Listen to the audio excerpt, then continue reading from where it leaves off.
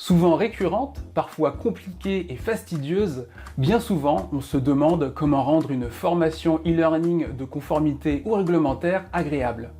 Alors je ne veux pas dire que ces formations sont forcément désagréables, mais comme j'ai dû en concevoir et en développer durant quelques années, notamment dans les domaines financiers, assurance et en sécurité, je peux vous dire que ce ne sont généralement pas les plus alléchantes et les plus attendues par les employés. Si vous vous retrouvez donc dans cette situation, voici 5 astuces plus une en bonus qui pourront vous aider.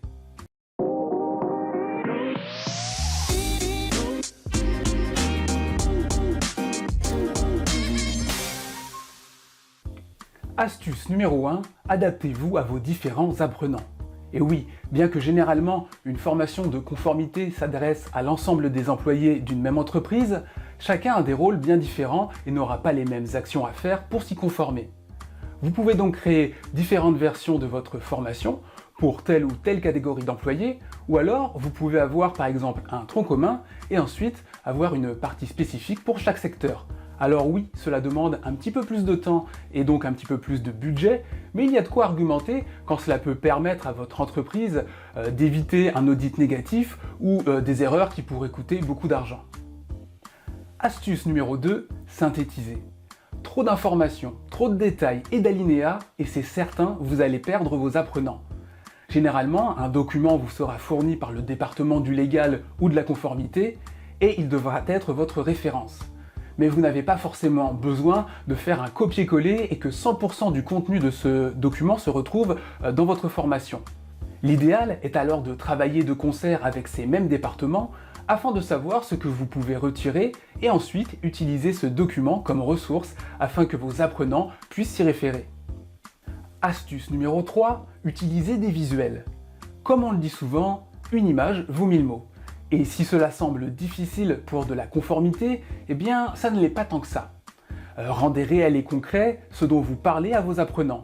Vous pouvez par exemple utiliser des vraies photos de votre entreprise, des personnages pour représenter une situation, vous pouvez aussi créer des infographies, et si le sujet s'y prête, vous pouvez créer des arbres décisionnels pour aider vos employés à faire les bons choix dans leur quotidien.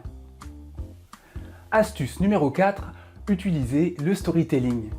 Rien de mieux que de créer une histoire pour mettre en scène une situation afin de rendre vos explications concrètes et de captiver l'attention de vos apprenants.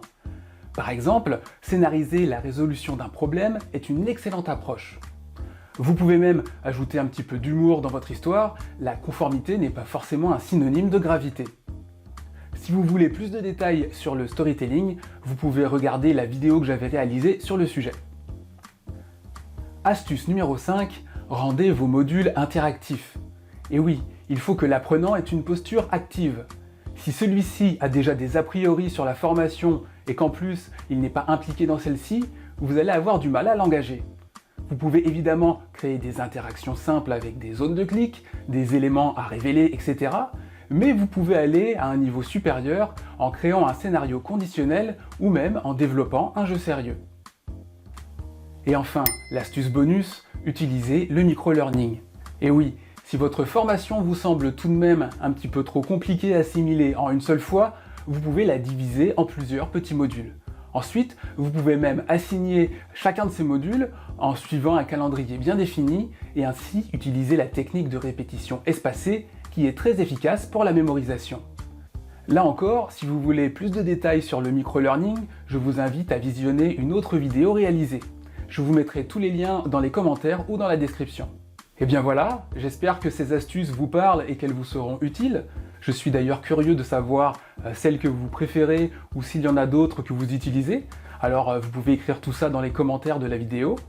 Vous pouvez aussi mettre un petit like si le contenu vous a plu. Ça me fait toujours extrêmement chaud au cœur. Et puis si elle peut être utile à quelqu'un autour de vous, eh ben ne vous gênez pas et partagez-la.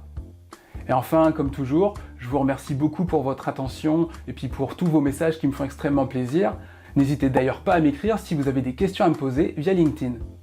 Il ne me reste plus qu'à vous souhaiter une excellente fin de journée, prenez soin de vous et à bientôt, bye bye.